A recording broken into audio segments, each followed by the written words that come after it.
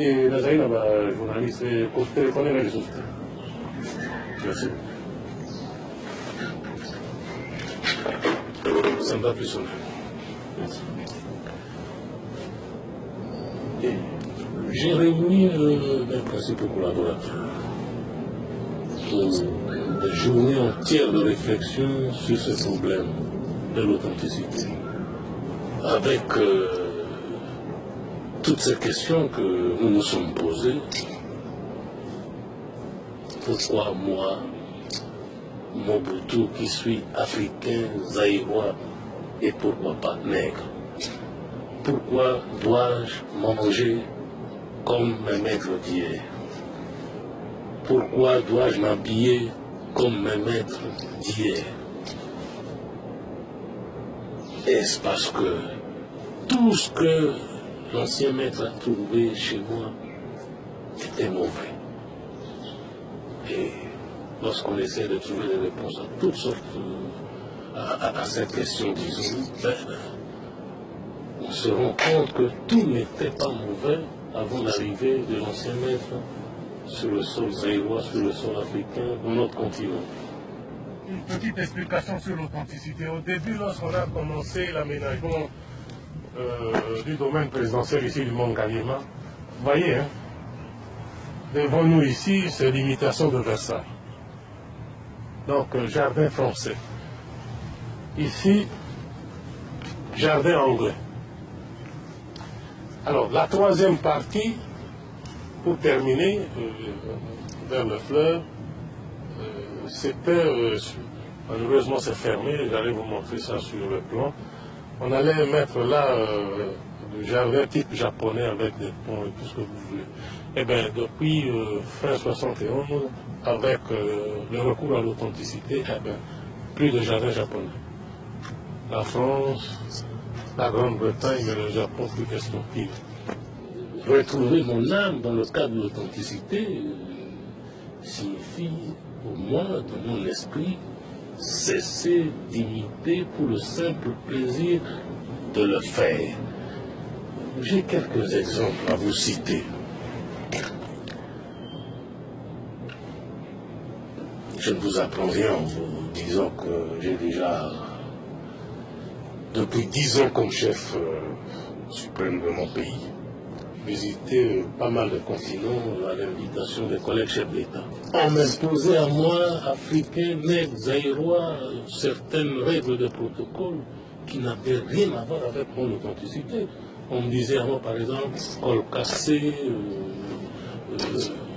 nos papillons, cravate noire. Mais pourquoi? Avec mon abacos, manche longue, bleu pendant la journée, noir pendant la nuit, eh bien, j'ai été reçu aux États-Unis, en France, par le président Pompidou, en Chine, partout, en Roumanie, partout à travers le monde.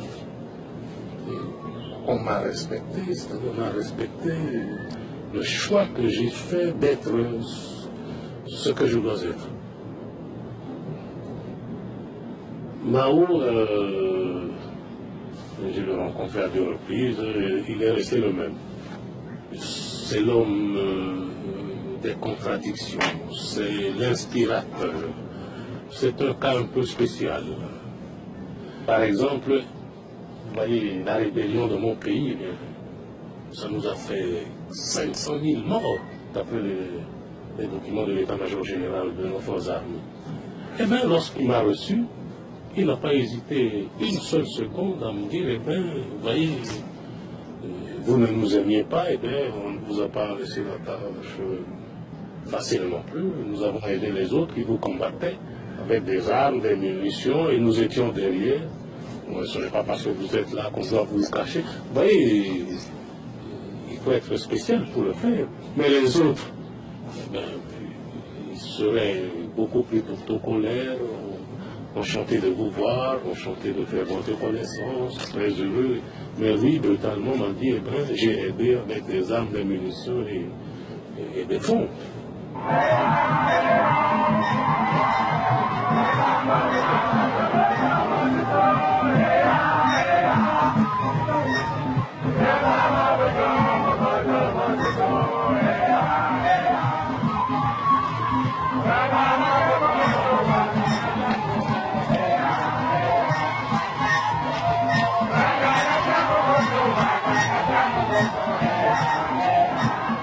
Le Zaïrois, mes chers amis, connaissant, il est à la fois musicien, c'est-à-dire danseur, il aime chanter, il aime danser. Eh bien, l'animation pour nous signifie notre manière d'éduquer politiquement notre masse. Lorsque nous voulons l'éduquer politiquement, nous tenons compte de ce qu'il est, c'est-à-dire de son identité. Comme il aime danser et chanter, eh bien, l'éducation politique se fait avec tous ces mouvements de danse et de chant que vous appelez l'animation.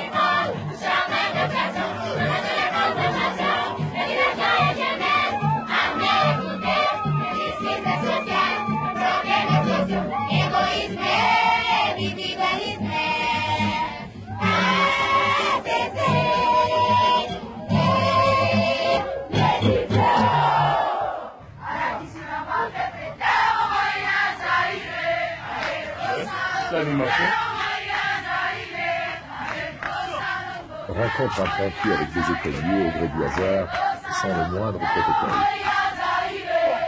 C'est à quelle école? Quelle école? Et quelle école? École Yolano. Ah, vous êtes à Yolano? Oui. Ah, vous voulez voter à Mongalim?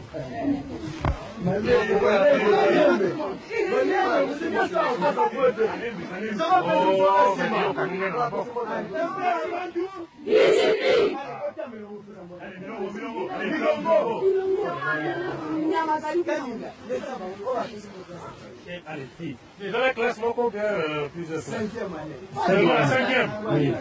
Ah, trois classes? Trois classes.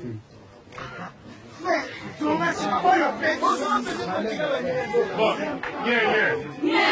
On va dire un père avant toute discipline. Un père avant tout. Discipline. Un père avant tout. Discipline.